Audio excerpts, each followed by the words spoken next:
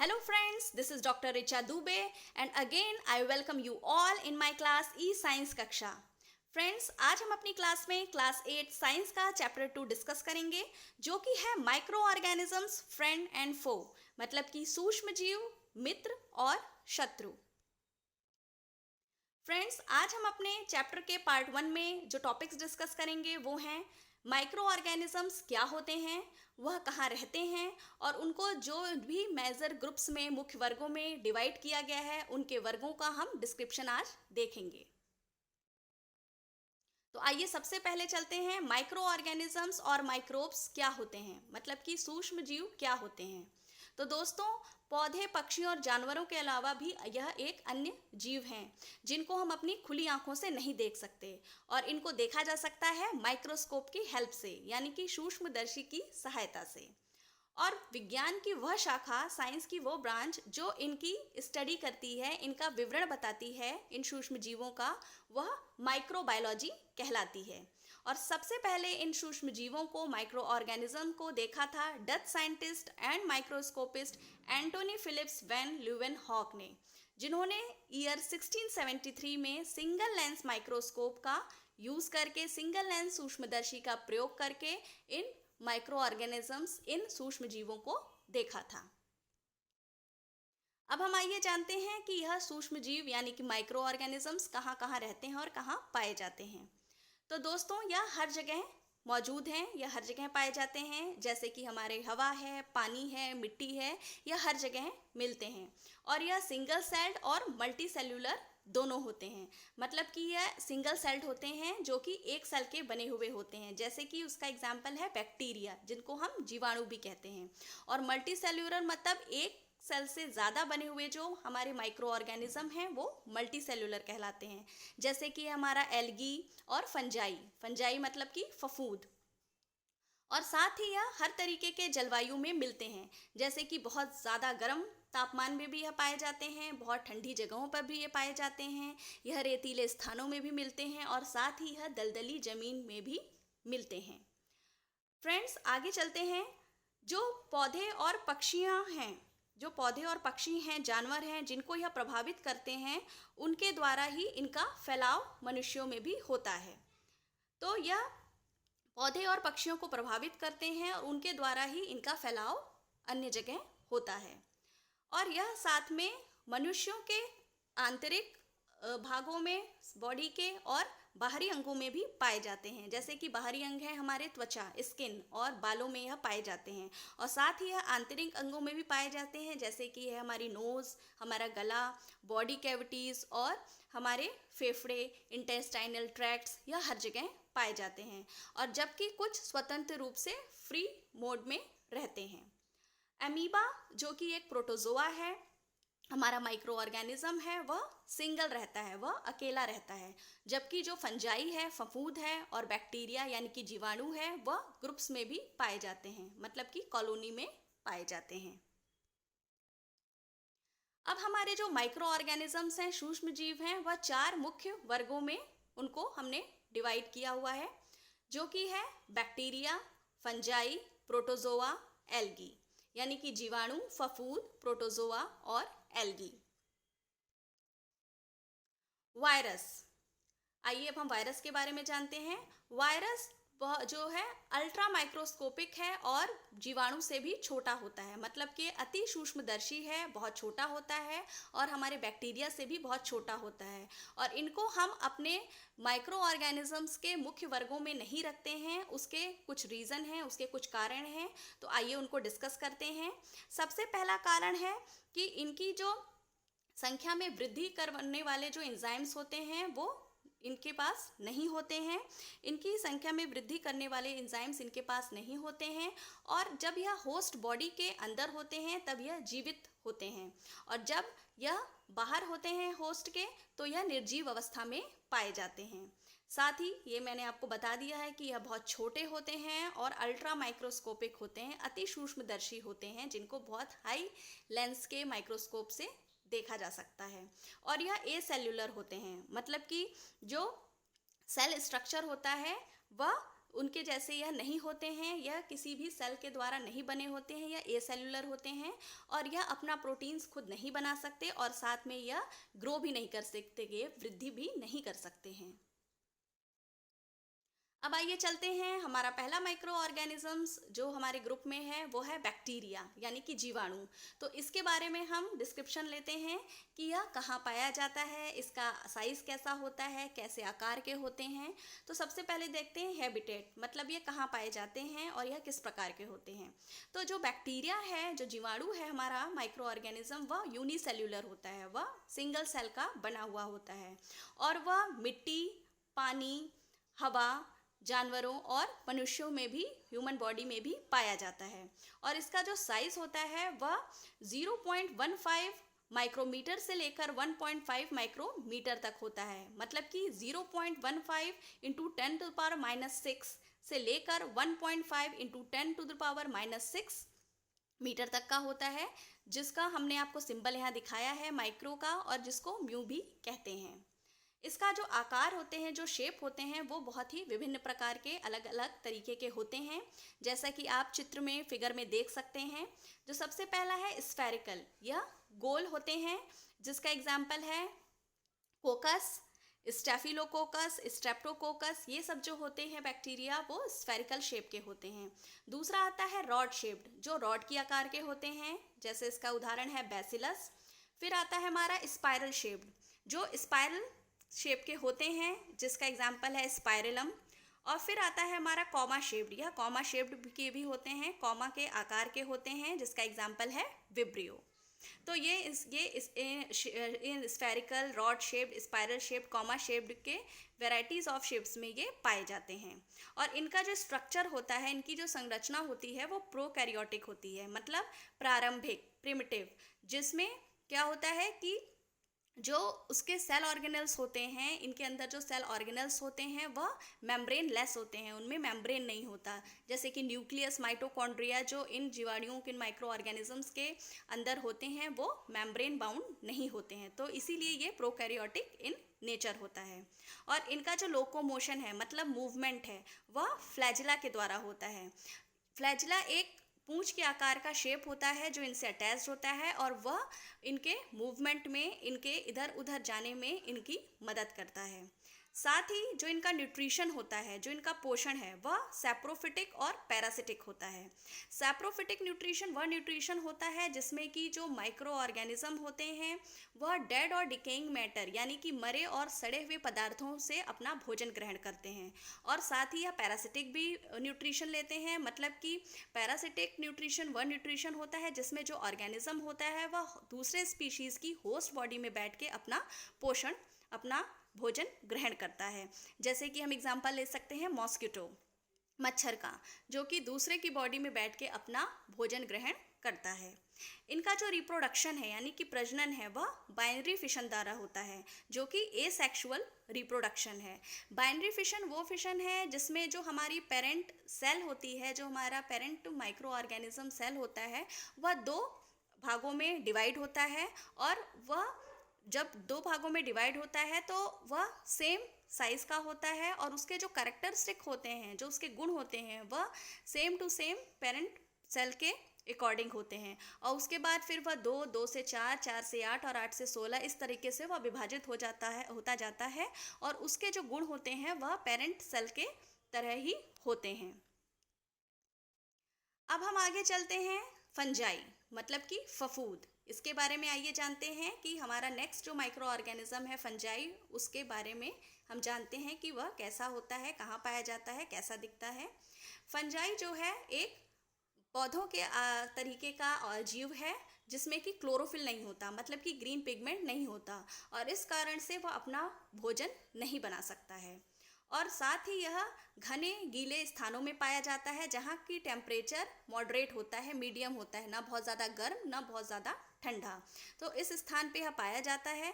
हम इसका उदाहरण लेते हैं, जैसे कि गीला मॉइस्ट ब्रेड, यानी कि खुला हुआ या गीला ब्रेड, सड़े हुए फल, सड़ी हुई सब्जियां, गीले चमड़े, इन स्थानों में यह बहुत जल्दी ग्रो करता है या दिख सकता है, पाया जाता है। इसका जो स्ट्रक्चर है, या यूनिसेल्यूलर और मल्टीसेल्यूलर दोनों होते हैं, मतलब एक सेल के दो साथ साथ एक से ज़्यादा सेल के बने हुए भी यह होते हैं। जैसे कि हमारे यूनिसेल्यूलर का एग्जाम्पल है ईस्ट। ईस्ट हमारा यूनिसेल्यूलर फंजाई है, और जो हमारा मशरूम है वह एक से ज़्यादा सेल का बना हुआ होता है, वह मल्टीसेल्यूलर है। और इसकी जो सेल वॉल होती है वह काइटिन या फंगल सेल्यूलोज की बनी हुई होती है, और यह अकेले भी रहते हैं और साथ ही ग्रुप्स में यानी कि कॉलोनीज में भी पाए जाते हैं। आइए देखते हैं इनका न्यूट्रिशन, इनका पोषण किस प्रकार होता है। तो यह दोस्तों यह हेट्रोट्रॉपिक नेचर के होते हैं, मतलब कि वह ऑर्गेनिज्म जो दूसरों पे अपने भोजन के लिए निर्भर रहता है उन्हें हेट्रोट्रॉप्स कहा जाता है। और साथ ही यह पैरासिटिक और सैप्रोफिटिक भी हो सकते हैं। जैसा कि मैंने आपको पहले बताया है कि पैरासिटिक ऑर्गेनिजम्स वो होते हैं जो दूसरे स्पीशीज़ की होस्ट बॉडी में रहकर अपना भोजन ग्रहण करते हैं, और सैप्रोफिटिक वो होते हैं, इनमें ऑर्गेनिज्म जो होते हैं वह मरे और सड़े हुए यानी कि डेड और डिकेइंग मैटर पर बैठकर अपना भोजन ग्रहण करते हैं। अब हम रिप्रोडक्शन के बारे में समझेंगे। इनका जो प्रजनन है, इनका जो रिप्रोडक्शन है वो बडिंग प्रोसेस के थ्रू होता है, जो कि जिसका एग्जाम्पल ईस्ट है। बडिंग में जो पेरेंट बड होते हैं उसमें बहुत सारे छोटे छोटे अटैच्ड बड लगे होते हैं, जो कि रिप्रोडक्शन के टाइम पे उससे डिटैच हो जाते हैं यानी कि सेपरेट हो जाते हैं, और उससे फिर अन्य बड का जन्म होता है, अन्य प्लांट ईस्ट का जन्म होता है, अन्य माइक्रो ऑर्गेनिज्म का जन्म होता है। फिर हमारा आता है स्पोर फॉर्मेशन। तो मतलब स्पोर मीन्स बीजाणु। तो जो पेरेंट बॉडी में जो स्पोर्स पाए जाते हैं वह रिप्रोडक्शन के टाइम में बस्ट हो जाते हैं, फट जाते हैं, और हवा के माध्यम से वह उड़ के अलग अलग स्थानों में गिरते हैं, और फिर उन स्थानों में इन स्पोर्स के माध्यम से नया प्लांट का, या हम कह सकते हैं नए हमारे माइक्रो ऑर्गेनिजम्स का जन्म होता है। स्पोर फॉर्मेशन का सबसे बेस्ट एग्जाम्पल है मोल्ड्स और मशरूम। इसमें हम स्पोर फॉर्मेशन के द्वारा रिप्रोडक्शन देखते हैं। अब आइए आगे चलते हैं। एल्गी। एल्गी के बारे में जानते हैं। यह प्रिमिटिव और बहुत ही सिंपल प्लांट्स होते हैं, मतलब कि प्रारंभिक प्लांट्स हैं, ये बहुत ही सिंपल हैं, और इनको सी वीड्स भी कहा जाता है। और इनमें क्लोरोफिल होता है, मतलब कि ग्रीन पिगमेंट होता है, इस कारण से यह अपना खाना खुद बनाने में सक्षम होते हैं। और इनका जो हैबिटेट है, मतलब कि यह कहाँ पाए जाते हैं, तो यह गीले स्थानों में पाए जाते हैं, जैसे कि चट्टानों के बीच में जो दरारें होती हैं यह वहाँ पाए जाते हैं, और साथ ही यह पानी वाली जगहों पे पाए जाते हैं, जैसे कि हमारा है झील, तालाब, स्टेगनेंट वाटर, मतलब कि गंदा पानी, रुका हुआ पानी, वहाँ पे यह आसानी से ग्रो कर लेते हैं। और इनका जो साइज़ होता है वह 1 माइक्रोन से बहुत सेवरल मीटर्स तक का फैलाव इनका होता है। और इनका जो स्ट्रक्चर है, इनकी जो संरचना है वह इनकी थैलॉइड बॉडी होती है, जिसमें कि कोई भी रूट्स, स्टेम्स और लीव्स मौजूद नहीं होते हैं। और साथ ही यह दोनों तरीके के होते हैं, यूनिसेल्यूलर भी होते हैं और यह मल्टी सेल्यूलर भी होते हैं, मतलब एक सिंगल सेल के भी बने हुए होते हैं और एक से ज़्यादा सेल के भी यह बने हुए होते हैं। और साथ ही यह अकेले स्वतंत्र रूप से भी रहते हैं और ग्रुप्स में भी रहते हैं।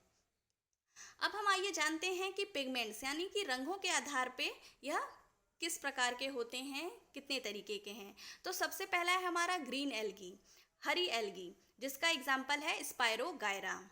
फिर आती है हमारी blue green algae. Blue green algae का एग्जाम्पल है एनाबीना। आप यहाँ पे देख सकते हैं, हमने चित्रों के माध्यम से भी आपको दिखाया है। तो फिर हमारा आता है ब्राउन एल्गी, मतलब भूरे रंग की एल्गी होती है, जिसका एग्जाम्पल है फ्यूकस। फिर आता है रेड एल्गी, जिसका एग्जाम्पल है पॉलीसिफोनिया, और गोल्डन ब्राउन एल्गी, जिसका कि उदाहरण है डाईएटम्स। तो इतने प्रकार की यह एल्गी होती हैं, जिसके उदाहरण हमने आपको दिए हैं। फिर हम देखते हैं कि इनका आहार यह कैसे ग्रहण करते हैं, इनका न्यूट्रिशन किस टाइप का होता है। यह ऑटोट्रॉपिक होते हैं। ऑटोट्रॉपिक ऑर्गेनिजम्स वो होते हैं जो अपना खाना खुद बना सकते हैं।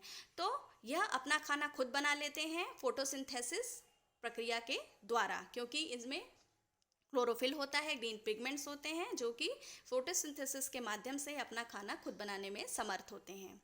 और इनका जो रिप्रोडक्शन है, इनका जो फैलाव है, इनका जो प्रजनन है, वह बाइनरी फिशन, फ्रेगमेंटेशन और सेक्सुअल रिप्रोडक्शन के द्वारा भी होता है।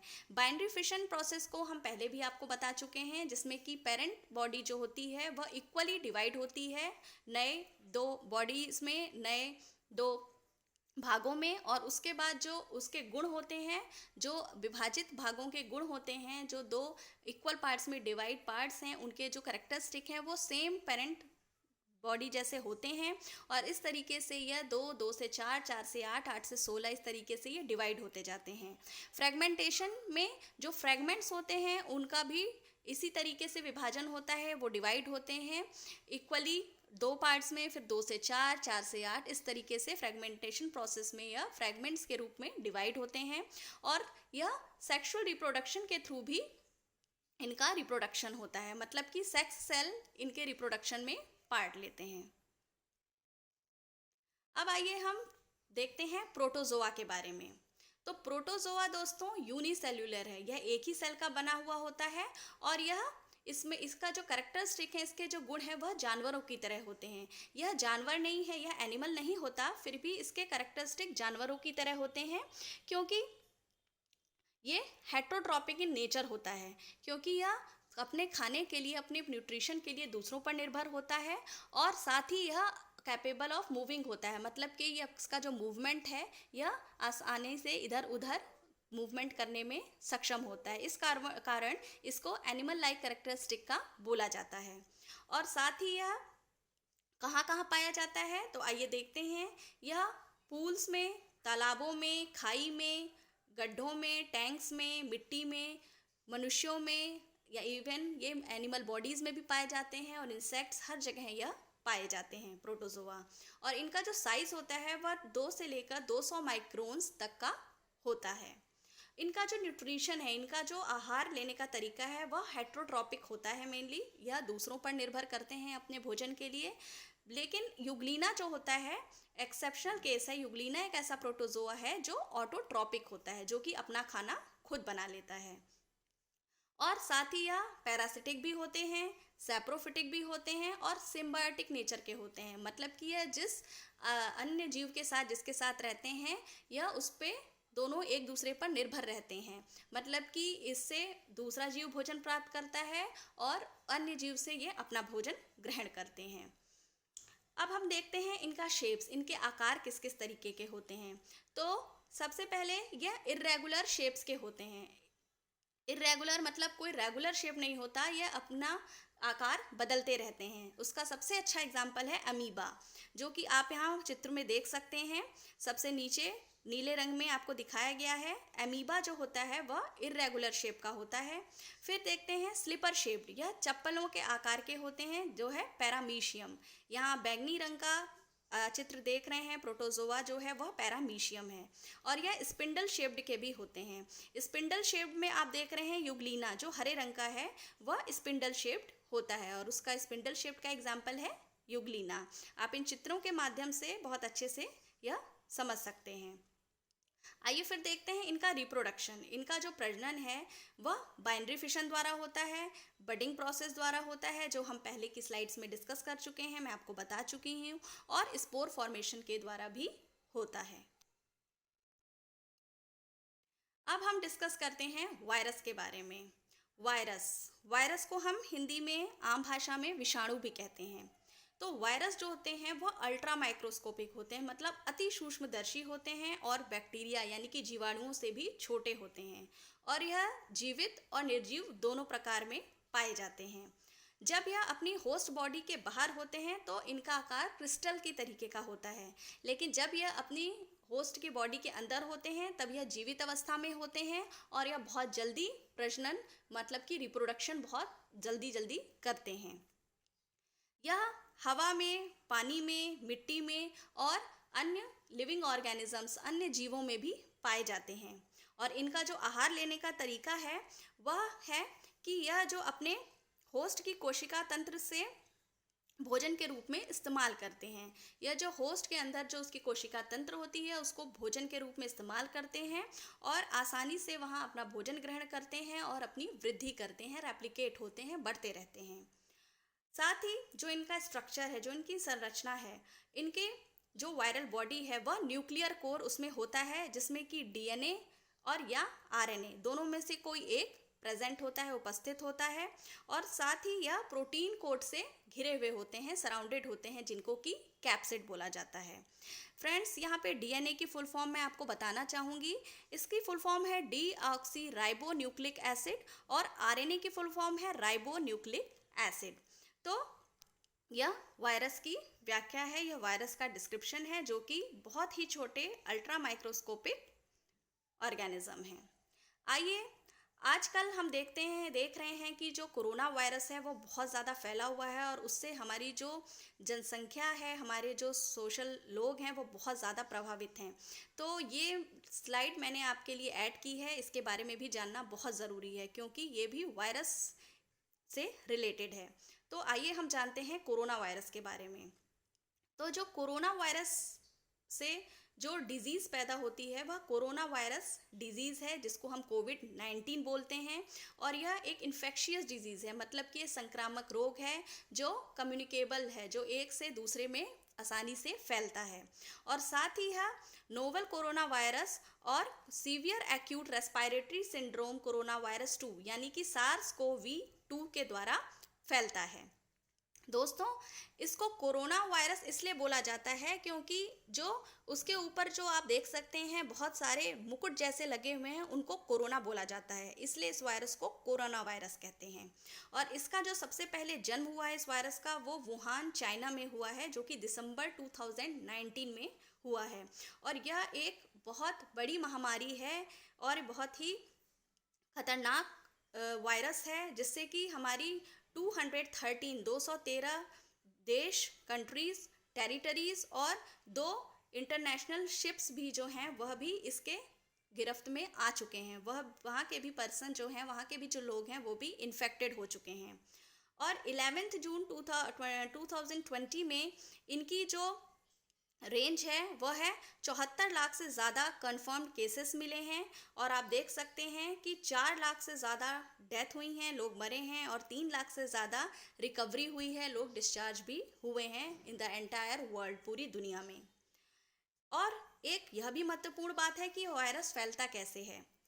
जो हमारा सलाइवा होता है, यानी कि जो लार होती है, उसके द्वारा यह फैलता है, और साथ ही जो इन्फेक्टेड पर्सन होता है, यानी कि जिसको हल्का बुखार है, और साथ ही जिसको सांस लेने में तकलीफ है, खांसी आ रही है, जुकाम है, उसके छींकने से भी यह दूसरे व्यक्ति में आसानी से फैल सकता है। तो यह इसके मेन सिम्टम्स हैं कि फीवर में होना, सांस लेने में तकलीफ होना, खांसी आना, जुकाम होना, छींक आना, यह सब कोरोना वायरस के लक्षण हैं। और अभी तक दोस्तों इसका कोई ट्रीटमेंट नहीं मिला है, इसकी कोई जो है रोकथाम करने के लिए कोई वैक्सीन नहीं मिली है, कोई दवाई नहीं मिली है अभी तक। लेकिन हमारे जो साइंटिस्ट हैं देश के, वह इस कार्य में लगे हुए हैं, और ऐसा अनुमान लगाया जा रहा है कि लास्ट दिसंबर 2020 तक इसकी वैक्सीन, इसका जो टीका है वह तैयार हो जाएगा। और इसको हम रोक तो नहीं सकते, लेकिन इसको हम एक तरीके से, पूरी तरीके से ट्रीटमेंट तो नहीं कर सकते, लेकिन हम इसको प्रिवेंट कर सकते हैं। इसको कुछ परसेंटेज तक हम इसको रोक सकते हैं। और वो हम कैसे कर सकते हैं, उसके लिए हमें कुछ मेन चीज़ों पर ध्यान देना होगा। सबसे पहले तो हाइजीन, मतलब साफ़ सफाई, मतलब हर घंटे पे हाथ हम अपने धोते रहें, हम सफाई रखें, उससे इसको हम रोक सकते हैं, इसकी रोकथाम की जा सकती है, कुछ हद तक इसको प्रिवेंट किया जा सकता है। दूसरा, हम मास्क के बिना बाहर ना निकलें, और घर में भी हो सके तो हम मास्क लगा के रहें। साथ ही जो सोशल डिस्टेंसिंग है, जो लोगों के बीच में जो दूरी है उसको बना कर रखना है, यानी कि कम से कम 6 फीट की दूरी सभी लोगों को बना के रखनी चाहिए। और जो इन्फेक्टेड पर्सन हैं उनसे दूरी बना के रखने की आवश्यकता है। तो ये सब जो कारण हैं, इनसे हम इसकी किसी हद तक रोकथाम कर सकते हैं, इसके सिम्टम से हम बचाव कर सकते हैं। तो friends, thank you so much for watching my video. और ये मेरा पार्ट 1 था इस चैप्टर का, मैं आगे अपने वीडियोस लाऊंगी। और फ्रेंड्स, अगर आपको मेरा वीडियो पसंद आया है तो प्लीज़ आप अपने व्यूज़ मुझे कमेंट बॉक्स में दे सकते हैं। सो प्लीज़ मेरे वीडियो को लाइक करिए, शेयर करिए, और सब्सक्राइब करना बिल्कुल मत भूलिए। और उसके बगल में जो बेल आइकन है, प्लीज़ उस पर क्लिक करना ना भूलिएगा, जिससे कि जो मेरे अगले वीडियोज़ आते रहें उसके नोटिफिकेशंस आपको आसानी से मिल जाएँ। और फ्रेंड्स, फ्रेंड्स, एक बात मैं ये भी कहना चाहूँगी, जो मेरे प्रीवियस वीडियोस हैं साइंस और जीके से रिलेटेड, जो मेरे प्रीवियस वीडियोस हैं, अगर आप उन्हें देखना चाहते हैं तो मेरे डिस्क्रिप्शन इनबॉक्स में मैंने उसके लिंक आपको प्रोवाइड किए हैं, आप वहाँ से भी जाके उन्हें देख सकते हैं। So thank you so much, stay home, stay safe.